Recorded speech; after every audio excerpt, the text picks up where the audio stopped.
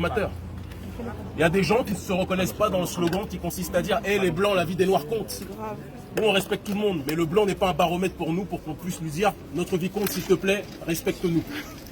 Si un blanc nous manque de respect, s'il nous marche dessus, on lui prendra la jambe et il n'aura plus de jambe par la suite. C'est comme ça qu'on fonctionne. Mais on n'est pas dans une démarche de dire hey, la vie des noirs compte. Nous sommes des êtres humains. On n'a pas besoin de baromètre de qui que ce soit pour qu'on soit des êtres humains. Dire cela ne signifie pas qu'on est opposé à qui que ce soit. On est solidaire de tous les prolétariats, tant qu'ils sont solidaires de nous autres aussi. D'accord? Les gilets jaunes, tant qu'il n'y a pas de négrophobie, ce sont nos frères de lutte, qu'on soit clair. Mais nous le précisons avec force, avec fermeté, la posture victimaire dans laquelle le néolibéralisme économique et sociétal, façon Joe Biden et son ami néo-marxisme, et qui en réalité l'a rejoint, qui est à chaque fois j'oublie son nom, Bernie Sanders, c'est pas quelque chose dans lequel on se retrouve. Et de la même façon en France, on ne se reconnaît pas dans, soi-disant, comment dirais-je, cet intégrationnisme noir accompagné de Jean-Luc Mélenchon ou des Inrocks, etc. Il y a des gens qui ne veulent pas de mendicité. Il y a des gens parmi notre communauté qui veulent s'autodéterminer.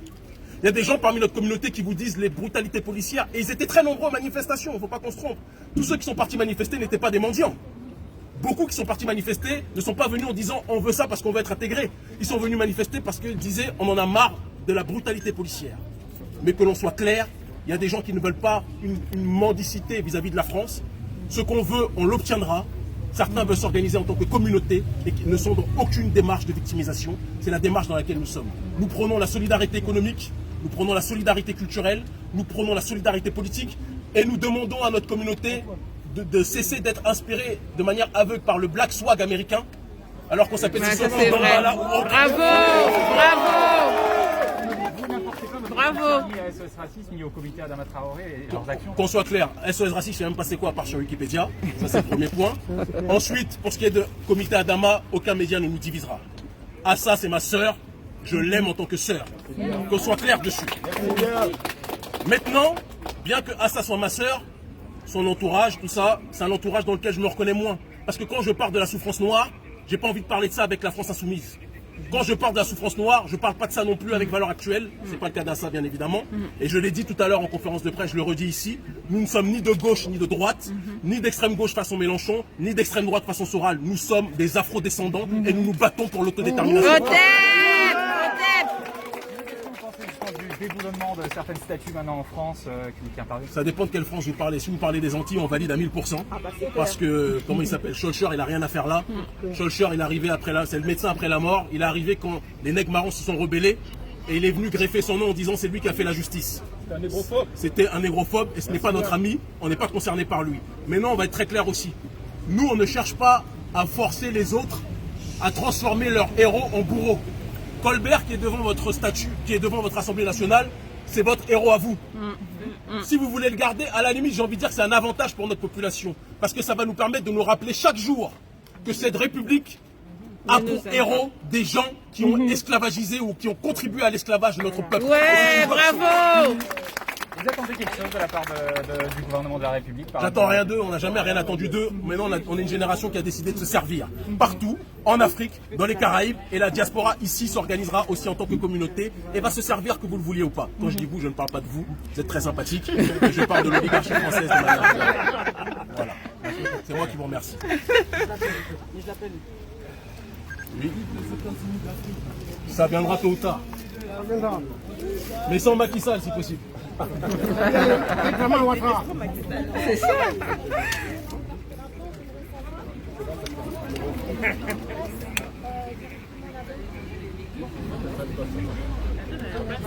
Bon, moi, je peux te parler que de ce que je sais. Je suis moi-même un moyen jeune entrepreneur. J'ai 38 ans, je suis plus tout jeune. Je suis né comme nous tous ici dans la diaspora. D'accord ? Je suis rentré en Afrique à une époque où tout le monde disait que c'était impossible pour les gens de la diaspora de rentrer, qu'on n'allait pas être compris, qu'on n'allait pas être entendu.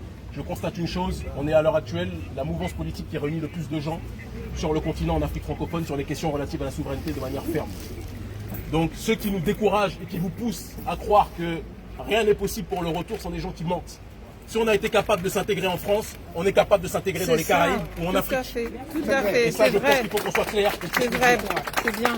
Moi, chaque matin, j'ai une réjouissance de voir mes enfants, voir leurs semblables sur le continent.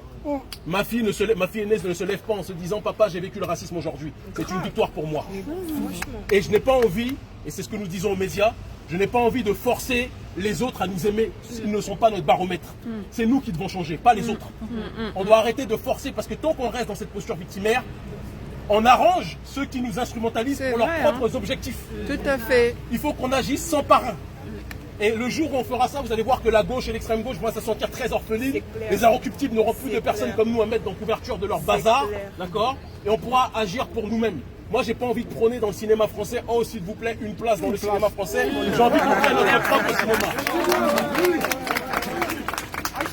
J'ai envie que, plutôt que de mendier une place, je vois mes frères et mes sœurs qui sont dans les partis français, je les vois avec des cravates, le cou est tellement serré. Vraiment. Ah, un bon boubou là. Organisons, créons des structures reliées à la Caraïbe, reliées à l'Afrique, créons un circuit économique viable pour pouvoir booster l'économie, parce que sans économie on n'est rien. On est toujours là à crier pas de justice, pas de paix, mais si on n'a rien dans le portefeuille, dans 20 ans on va dire la même chose. Luther King a dit la même chose en 1950, on est aujourd'hui au 21e siècle, certains pensent qu'ils sont plus intelligents que King, je ne crois pas. Peut-être que la méthode de King n'était pas la bonne, même si je l'aime de toute mon âme. Son erreur a été de croire qu'il pouvait changer l'Occident. L'Occident s'est bâti, le système occidental s'est bâti sur l'esclavage et sur la négrophobie. Il faut qu'on puisse le dire. Et dire cela ne signifie pas que tous les Occidentaux sont racistes, parce que c'est faux. Moi, j'ai rencontré des Blancs qui étaient plus valables que certains corrompus noirs qui sont à la tête de nos États. On peut le dire aussi. Donc, c'est pas une question de couleur, mais c'est une question de réelle douleur. Et dans ce monde dans lequel nous vivons, ceux qui ne se prennent pas en charge sont vus comme des parasites. Arrêtons de tomber dans leurs pièges et prenons-nous en charge. Nous sommes un peuple puissant, nous sommes un peuple digne et personne ne peut nous arrêter. Merci. Votez. Ingeta.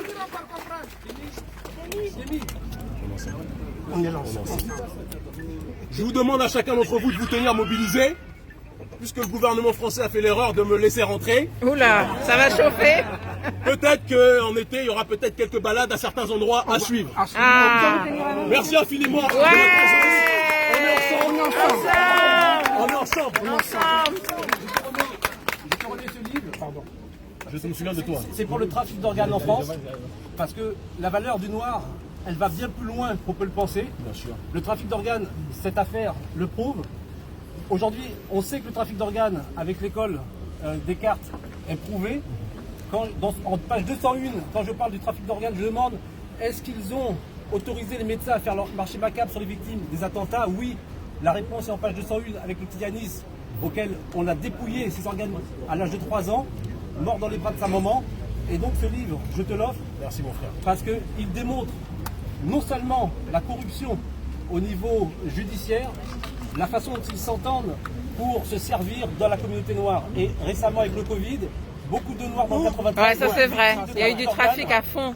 Et ils se sont servis du Covid pour empêcher les familles d'accéder au corps. Tout à fait. Et elles n'ont jamais vu Ça, le il corps. faut Le le corps a dire. été brûlé, toutes les preuves ont été brûlées. Aujourd'hui, je dis, arrêtons de penser quoi son en livre tant que Noirs, quand on va dans les hôpitaux, qu'ils vont pour nous soigner, ils vont pour se servir au niveau de nos corps. Que ça s'arrête définitivement. Merci infiniment mon frère. Merci infiniment. Et je te rappelle, Kémy, parce que je me rappelle d'une chose, c'est qu'ensemble avec Kémy, nous étions lors de l'Arche de Zoé, il n'y a pas beaucoup de gens de la communauté lors du trafic d'argent. Oui, pour l'Arche de Zoé. Et il se trouve que dans les hôpitaux, ici en France, on a trouvé donc à Paris plus de 352 enfants dans les sous-sols. Et j'ai demandé de quelle couleur étaient ces enfants, sachant que le bras droit, le faible, voilà, donc ça joue là-dessus. On reparlera de ça. Voilà, on reparlera de ça. Voilà, mais il faut que chacun se méfie. N'allez plus dans les hôpitaux. Alors là, sans être vraiment escorté. N'allez jamais tout seul. Franchement, il faut s'organiser, il faut créer une structure pour que aucun d'entre nous n'aille se faire dépouiller dans les hôpitaux. Voilà. Merci infiniment mon frère. merci. À tout le monde, je m'excuse encore. Parce qu'on avait dit conférence de presse. On avait bien précisé conférence de presse. Vous êtes venus quand même. Je veux que vous sachiez qu'on vous aime profondément et c'est pour vous tous qu'on se bat. D'accord? Ne laissez personne. Ne laissons plus personne nous diviser. Je le dis et je le répète, je peux avoir des désaccords méthodologiques avec beaucoup de structures. D'accord? Le professeur Gomez en est l'illustration. Mais plus personne ne pourra nous diviser. Si on a des problèmes idéologiques, on les règle à la maison. Au tête. Mais on ne laissera plus les médias occidentaux nous dire quels sont les bons noirs et quels sont les mauvais noirs. Plus On est jamais. tous mauvais par rapport à eux de toute façon. Merci à tous. Au tête.